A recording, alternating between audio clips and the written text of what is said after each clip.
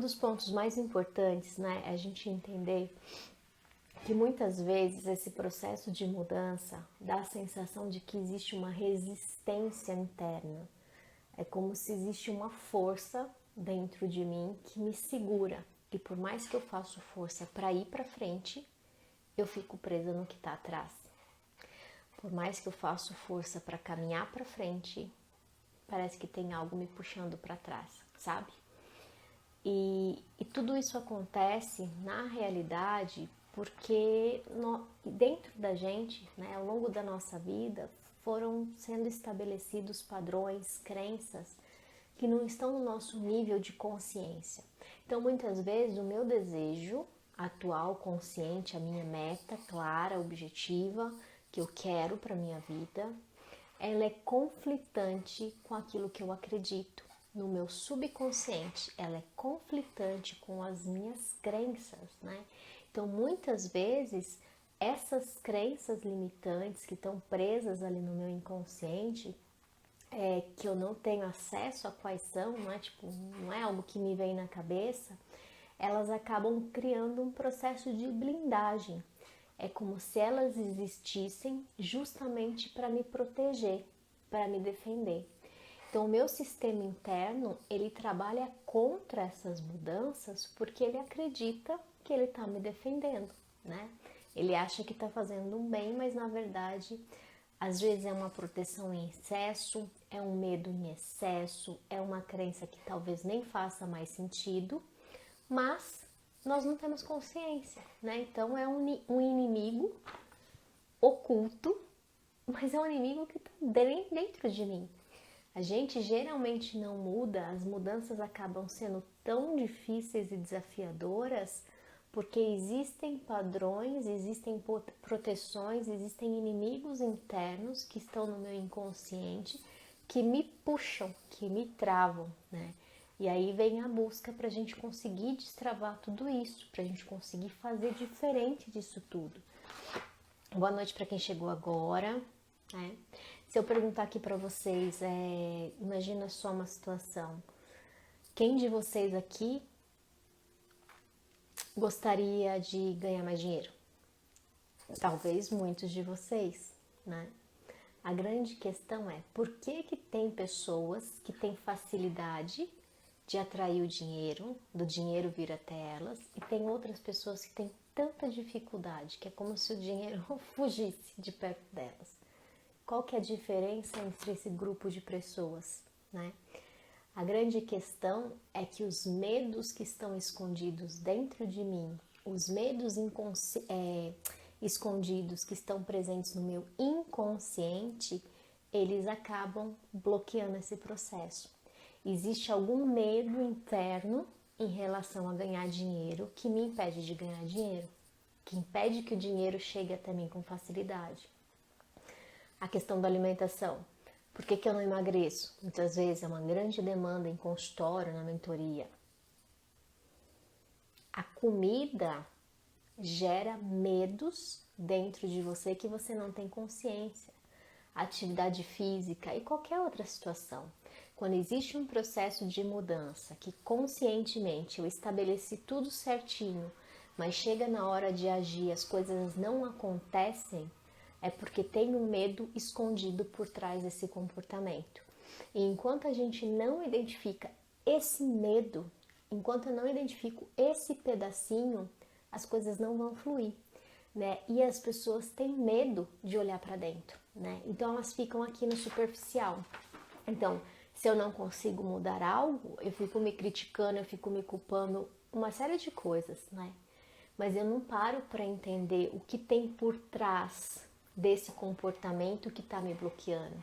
Existe uma razão para eu não fazer o que tem que ser feito. E enquanto eu não descubro esse porquê, enquanto eu não descubro essa força oculta, o processo de mudança é como se criasse uma resistência. Por mais força que você faça para ir, mais força interna puxa você de volta, né? E aí fica nesse cabo de guerra. E tecnicamente quem vai desistir primeiro é o consciente e não o inconsciente, né? Então por isso que ficar nesses processos onde a gente consegue não só olhar para o comportamento final, né, para a resposta final, mas buscar uma informação que está escondida por trás, é o que verdadeiramente traz esse processo de mudança. Quando surgiu a mentoria, né, que a gente fala muito dela por aqui, é justamente esse processo que eu busco com os meus alunos, ensiná-los a pensar e a entender o que está acontecendo dentro para resolver, para poder fazer. Se eu crio um processo onde eu só quero que a pessoa tenha uma atitude comportamental, eu não chego em lugar nenhum, né? A gente precisa ter uma mudança mental. Essa mudança mental precisa me gerar uma mudança emocional e essa mudança emocional precisa me gerar uma mudança comportamental. Eu não posso querer mudar só o meu comportamento, né? Enquanto eu fico presa nisso, os meus medos escondidos, essa blindagem à mudança, ela vai continuar fazendo resistência. É um cabo de guerra, gente. E aí a maior parte das pessoas desistem, porque é um processo cansativo, né? E aí eu entendo que eu não sirvo para aquilo, que aquilo não foi feito para mim, e aí eu caio numa zona de vitimismo. Então a gente precisa acordar que quando a gente não faz o que tem que ser feito, quando a gente não muda, não vai atrás do que a gente quer, existe algo interno que precisa ser descoberto. Qual é esse inimigo? Qual é esse medo oculto, né? E é esse caminho que a gente tem que seguir. Boa noite para quem chegou agora, boa noite, boa noite. Oi, amiga, beijo, melhorou? Espero que esteja melhor. Então, o que a gente pode concluir?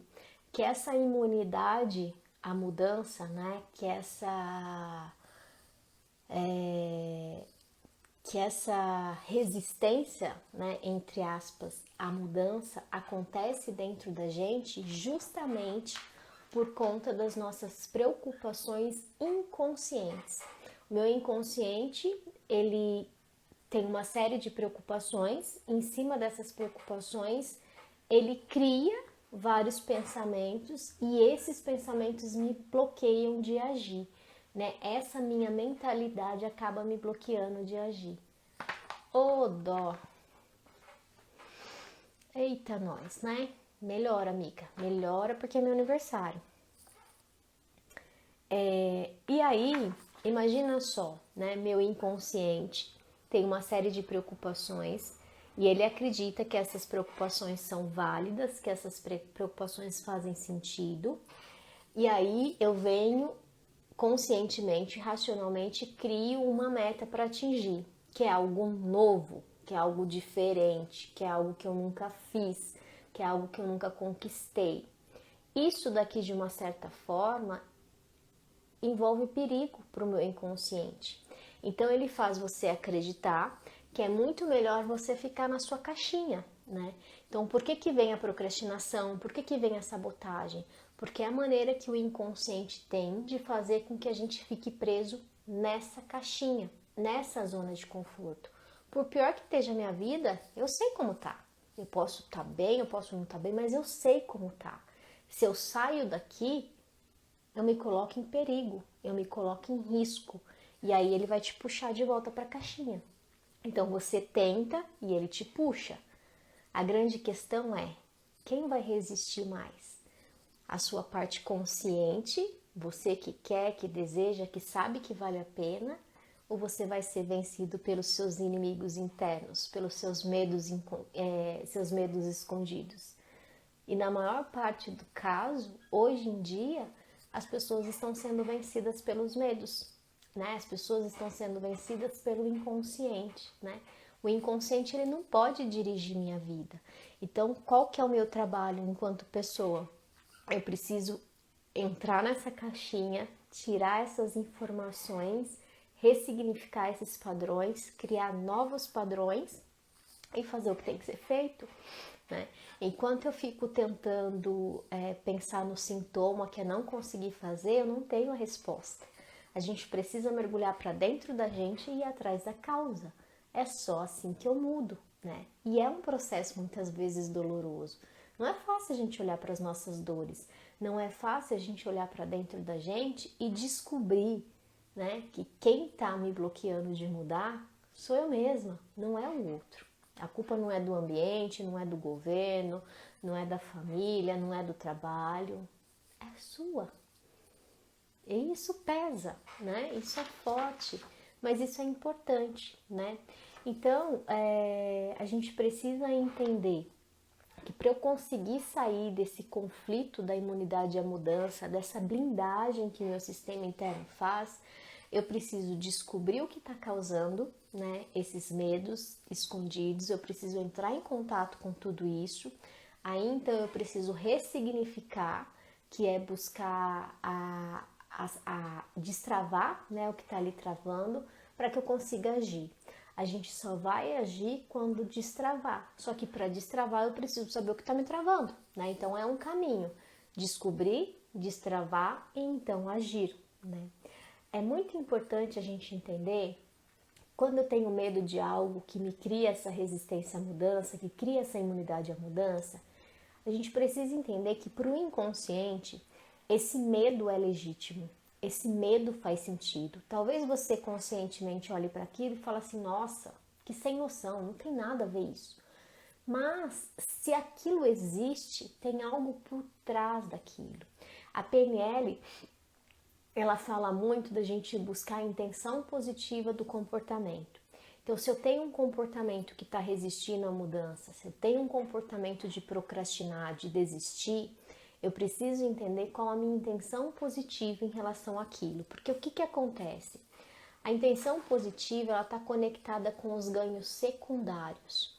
Quando eu entendo que eu ganho algo com aquele comportamento que teoricamente é ruim, eu consigo entender o porquê que eu estou fazendo aquilo, qual a minha intenção positiva, e aí eu consigo buscar uma outra estratégia comportamental atendendo esse mesmo ganho secundário, atendendo essa mesma emoção, essa mesma intenção positiva e fazer diferente, entende?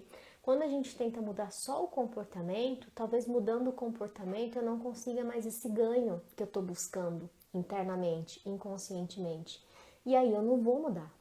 Então a gente só muda quando a gente entende o que está acontecendo, quando a gente identifica a intenção positiva, quando a gente identifica o ganho secundário, ressignifica esse processo, cria uma nova estratégia, testa a nova estratégia para ver se está funcionando e segue o baile.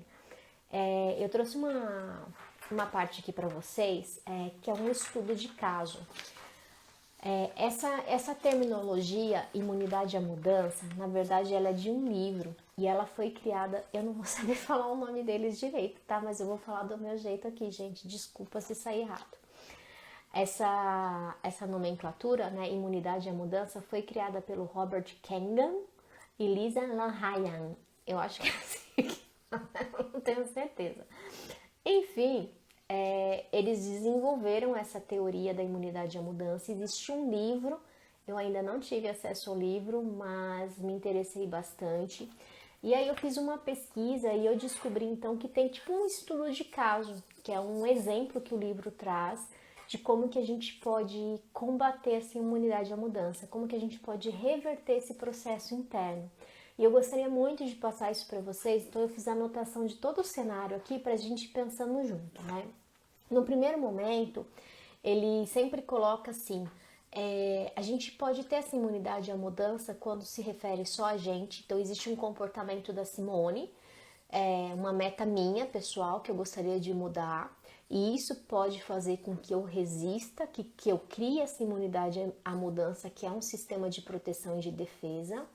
E essa imunidade à mudança, ela pode acontecer também em ambiente coletivo. Então, por exemplo, vamos dizer que eu estou dentro de uma empresa, faço parte de um grupo de funcionários e a empresa sugestiona mudar algo ali na empresa. E aquilo cria uma resistência dos funcionários. O porquê cria essa resistência dos funcionários? Então, muitas vezes, a gente também pode resistir, mudar, não só enquanto indivíduo, mas enquanto ao senso coletivo, tá? Então, no primeiro momento, existe uma meta, que é uma meta de melhoria, uma meta de conquista, meta de um objetivo, enfim. Então, é como se eu fizesse força para frente, para atingir essa meta que eu determinei, essa melhoria que eu quero fazer, e os meus medos escondidos, que estão presos lá no meu inconsciente,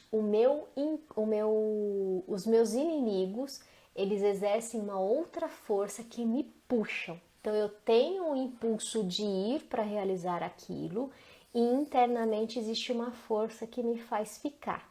E aí a gente fica nesse jogo de empurra-empurra. Eu quero ir, eu tento, aí vem a sabotagem e me traz para trás. Eu quero ir, eu tento, vem a procrastinação e me puxa para trás. Aí chega uma hora que eu falo, quer saber, isso não é pra mim, beijo, tchau, fui, não vou mudar porcaria nenhuma, né? Que é onde as pessoas estão presas hoje. E aí ele traz uma série de pensamentos que eu vou compartilhar aqui com vocês. Primeiro, pra gente pensar, ele traz uma terminologia para esses medos escondidos, que são as grandes suposições, né? Que são conclusões que nossa mente cria dentro da nossa cabeça e a gente não tem a menor consciência de que essas suposições internas existem. E ele dá uma forma de pensar que chegam nessas respostas inconscientes. Então é como se fazer a pergunta certa para tirar a resposta certa, para então me trazer clareza para aquilo que eu tenho que realmente fazer. A primeira pergunta aqui que faz aqui, que traz na metodologia do livro, é sobre o comprometimento em relação à minha meta de melhoria. Aqui o exemplo, e eu vou citar exatamente o exemplo para vocês, porque eu acho que é um exemplo muito comum hoje, a dificuldade que as pessoas têm em dizer não, né? Então vamos supor que o nosso estudo de caso aqui, eu vou chamar de Joana. Vamos supor que a Joana trouxe que ela está comprometida a aprender a dizer não para as pessoas. Então, esse é o compromisso de melhoria dela. Eu quero melhorar porque eu quero aprender a dizer não para as pessoas. Ela entende que ela precisa aprender a dizer não e essa é a meta de melhoria da Joana, ok? O segundo passo a pergunta é a seguinte, gente: o que eu faço e o que eu não faço que acaba atrapalhando de eu alcançar minha meta? Então, se a meta da Joana é dizer não para as pessoas, o que ela faz no dia a dia e o que ela não faz no dia a dia que impedem ela de atingir essa meta? O que acontece? A Joana acaba aceitando todos os pedidos de ajuda das pessoas do trabalho. Então, a Joana, a meta dela é aprender a dizer não para as pessoas, e o que acaba sabotando esse processo nela, que acaba impedindo ela de dizer não, é porque ela aceita todos os pedidos de ajuda das pessoas do trabalho. As pessoas já perceberam que a Joana é prestativa, que a Joana é isso, então elas começam a empurrar o trabalho para a Joana tendo a dificuldade de dizer não, pega o trabalho e fica quieta. Então, se ela quer melhorar isso, esse é um ponto que ela sabe que ela já se sabota, né? Que é o que a gente chama de sabotagem. O terceiro ponto é qual que é a concorrência, né? O que isso quer dizer dentro do livro? Qual que é o meu comprometimento oposto da meta? Então, assim, o que acontece dentro da Joana que faz com que ela diga sim? O que ela pensa, né? Para ela dizer sim para as pessoas. Quando eu aceito pegar um trabalho e eu sei que eu deveria falar não porque não tem mais como, que eu estou atarefada, o porquê que eu acabo dizendo sim? Então, para a Joana, ela está comprometida em não parecer preguiçoso. Então, para a Joana, se ela dizer não para a pessoa, ela entende que ela vai parecer que ela é preguiçosa ou que ela não sabe fazer as coisas. E ela está comprometida a se tornar uma pessoa, a não se tornar uma pessoa substituível e relevante para as pessoas. Então, o que acontece? A Joana acaba dizendo sim para as pessoas, por quê? Num primeiro momento, porque ela não quer que as pessoas pensem que ela é o quê? Preguiçosa, certo? Num segundo momento, ela não quer que as pessoas pensem que ela não sabe fazer aquilo. E num terceiro momento, ela não quer se tornar uma pessoa substituível. Se eu não vou fazer aquilo, qualquer pessoa pode fazer. E aí eu posso ser substituída por outras pessoas, né? Então, todos esses são os medos ocultos da Joana. No fundo, a Joana pensa isso sobre as pessoas que dizem não. Então, quando eu digo não para as pessoas, talvez as pessoas vão pensar que eu sou o quê? As pessoas vão pensar que eu sou preguiçosa, né? Então, esse é o compromisso da Joana.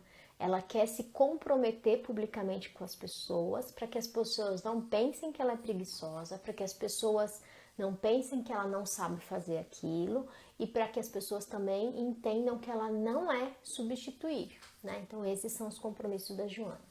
E aí vem as grandes suposições. Afinal de contas, por que eu penso dessa forma? O que acontece dentro de mim? E aí, a resposta da Joana é a seguinte: eu presumo que alguém que diz não vai parecer que é preguiçoso e egoísta, e com isso as pessoas não vão gostar mais de mim. Entenda que isso daqui, né, é exatamente o ganho secundário. A intenção positiva da Joana, quando ela diz sim para todas as pessoas, é para que as pessoas gostem dela. Ela entende que quando ela diz sim, as pessoas gostam dela. Essa é a intenção positiva dela final, né? Então ela acaba dizendo sim para as pessoas porque ela presume que se ela disser não, ela vai parecer uma pessoa preguiçosa, ela vai parecer uma pessoa egoísta e com isso as pessoas vão deixar de gostar dela. Olha o mecanismo que a mente fez para defender a Joana de não falar não. É o medo da aceitação, é o medo de ser criticado, o medo de ser julgado, o medo de não se sentir pertencido. Todos esses medos escondidos que estão presos no inconsciente dela faz com que ela não mude. Ela está lá abarrotada de tarefa, mas ela não vai mudar, porque ela precisa da aprovação das pessoas. Ela precisa ser a boazinha, né? Então ela vai continuar dizendo sim, porque todas as vezes que ela pensa em dizer não, logo o inconsciente já manda todas essas informações e antes mesmo de ela pensar falar não, ela já falou sim, porque é involuntário, quando você vê, já falou. Você sabe que você tem que dizer não, mas você não consegue dizer o não. Não consegue porque existe uma voz interior muito mais forte dentro de você. Quando a gente passa por esses quatro questionamentos que o livro traz e traz de uma maneira muito didática, muito prática, a gente traz clareza para o processo, ou seja, eu tiro informação de dentro de mim, do meu inconsciente, e com essa clareza eu consigo agir de forma diferente. E aí ele cria um cenário para provocar a mudança. Então, se eu identifiquei os pontos fracos, se eu identifiquei aonde estão as minhas falhas, aonde estão os meus medos escondidos, o que eu preciso fazer agora para conseguir realmente mudar? E aí vem o primeiro momento, né? O primeiro momento é a gente repetir essa grande suposição. Então eu presumo que alguém que diz não, que alguém que diz não vai parecer preguiçoso e egoísta e por isso as pessoas não vão mais gostar. Isso é a minha grande suposição. Eu acredito que as pessoas que dizem não são isso, ok? Então tá. Aí vem para o ponto 2. Então o que eu quero descobrir? Então eu quero descobrir que se eu explicar os motivos dos nãos, eu talvez consiga diminuir essa sensação ruim dentro de mim. Então ela já achou uma maneira de fazer diferente. Então quando alguém vier me pedir algo, eu vou dizer não e vou explicar o motivo de dizer não, para que dessa forma eu não me sinta uma pessoa preguiçosa, uma pessoa egoísta e que a pessoa não pense isso de mim. Afinal de contas, eu vou dizer para ela o porquê eu estou dizendo não. Então esse é o primeiro passo de uma estratégia para que ela consiga dizer o não. O outro passo é, para isso, eu vou seguir realizando essas ações. Aí agora eu trago para a ação, para o agir mesmo. Eu vou dizer não para os 3 próximos pedidos que surgirem para mim. Então ela já criou uma estratégia. No primeiro momento, ela vai dizer não e explicar o motivo para que, né, ela fique se sentindo bem com esse não. E depois ela estabeleceu que os 3 próximos pedidos que aparecessem para ela iria dizer não, para então ter o confronto se realmente valeu a pena ou não. E aí o próximo passo, observando tudo com muito cuidado e coletando os dados. Aí vem os questionamentos que a Joana vai fazer para ela mesma, com discernimento, com racionalidade, com consciência, usando a parte racional. Aí ela vai perceber, as pessoas se afastaram de mim quando disseram não? Quando eu disse não? Não, as pessoas não se afastaram dela. Os comportamentos das pessoas mudaram comigo?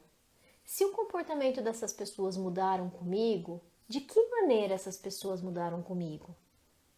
Outra pergunta para Joana fazer para ela mesma. Como que eu me senti dizendo não? Outra pergunta. Como me senti com a forma que percebi os outros reagirem? Quando eu disse não, como que essas pessoas reagiram? O que eu senti da reação das pessoas? E como eu me senti ao ter coisas para fazer nesse período, né? Ao ter menos coisas para fazer nesse período. Se eu disse não, eu recebi menos tarefa, menos atividade, eu tive menos coisas para fazer no período. Diante dessas perguntas, qual que foi a conclusão da nossa personagem fictícia aqui, da Joana? A conclusão da Joana, que é trazida no exemplo dentro do livro Imunidade à Mudança, é a seguinte. Eu percebi que eu me senti melhor tendo menos trabalho. Me senti menos atarefado e consegui fazer as coisas com mais tranquilidade. As pessoas entenderam os motivos e não vi mudanças na forma delas me tratarem. Recebi até a ajuda de um colega ao saber da quantidade de coisas que estavam fazendo. Gente, esse caso, que eu acredito ser um caso real, mas eu não tenho como confirmar isso para vocês, porque eu não cheguei a ler o livro, eu só peguei o exemplo que estava lá e as informações que são contidas no livro. E imagina só, né? Quando a gente talvez se explica, quando a gente coloca realmente o que está acontecendo dentro da gente, muitas pessoas vão entender. Talvez tenham pessoas que não entendam os nossos nãos, né? Porque a gente passou uma vida fazendo tanto, né? E aí, quando você fala não, a porca espana, né? Mas vão ter pessoas que vão entender. No caso desse exemplo fictício aqui, da personagem, ela conseguiu até que o colega de trabalho dela pegasse algumas atividades para ajudar ela com as outras atividades. A grande questão a Joana conseguiu um método, conseguiu criar uma estratégia onde ela descobriu quais eram os inimigos dela, ela descobriu os medos dela, ela descobriu o que estava por trás do comportamento de falar sim, sim, sim, sim, sim. A partir do momento que ela descobriu tudo isso, ela criou uma estratégia para fazer diferente. Então, eu vou começar a falar não, baseado nisso, nisso e nisso. E aí, a partir do momento que eu criei essa nova estratégia que foge do padrão que eu estou acostumado, eu preciso avaliar se isso foi positivo ou negativo. No caso aqui do exemplo, foi positivo, né? Ela teve resultado positivo. Então, tudo bem. Mas, às vezes, o resultado pode ser não tão satisfatório assim. E aí talvez você tenha que fazer algum ajuste na sua estratégia. Mas esse é o caminho, né? Eu criar novos padrões. Eu criar um novo padrão mental, emocional e comportamental para gerar essa mudança. Então, muitas vezes a gente acaba não mudando, desistindo de mudar. A mudança se torna tão desafiadora porque a gente não entende o que está por trás. A gente simplesmente quer sair dando um aí de porra louca na vida. Vou fazer isso, fazer aquilo. E não vai, cara. Não vai, porque tem todo um sistema interno perfeito que funciona dentro da gente. E ele tem a função de nos preservar, de nos proteger. Então não é tão simples sair da zona de conforto como as pessoas acham, né? Então por isso muitas vezes a gente faz um movimento, mas como é um movimento só consciente, um movimento racional, as coisas se tornam desafiadoras. Então, por isso, quando antes de sair para ação, se eu paro e penso em todo um processo interno e eu crio uma mudança de dentro para fora, as coisas vão funcionar. Nosso maior problema é a gente querer criar essa mudança só fora, só na resposta comportamental. E isso é muito desafiador. São raros os casos que vão dar certo.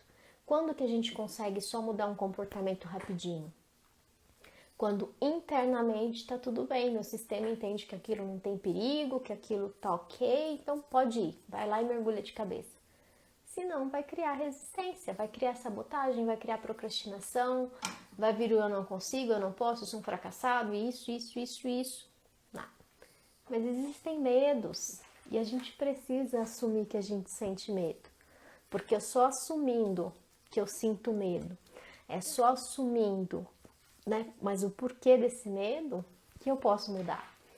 Se eu não descubro o que é esse medo, o porquê desse medo, eu não vou mudar, entende?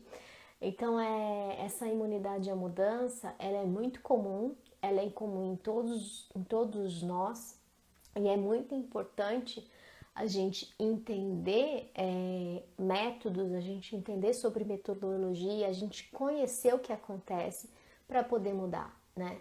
Porque quando a gente faz um processo terapêutico, quando a gente faz um treinamento, muitas vezes isso não dá para ser explicado nesse passo a passo, como eu fiz aqui na live com vocês, como eu faço na mentoria, por exemplo, né? A mentoria eu ensino a pessoa a olhar para dentro, descobrir as travas, destravar, para então agir.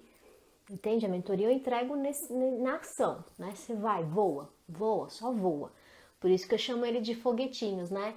Porque depois, uma vez que você descobre que você destrava, não existe mais possibilidade de voltar, né? E foguete não tem ré, não dá para voltar para trás, você só vai para frente. Então é extremamente importante vocês levarem isso na cabeça de vocês. Vocês precisam descobrir o que está travando, o que está limitando.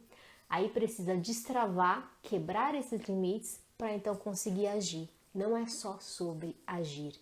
Nem tudo que a gente tenta mudar um comportamento vai dar certo se a gente não mudar e não entender o que está acontecendo dentro da gente.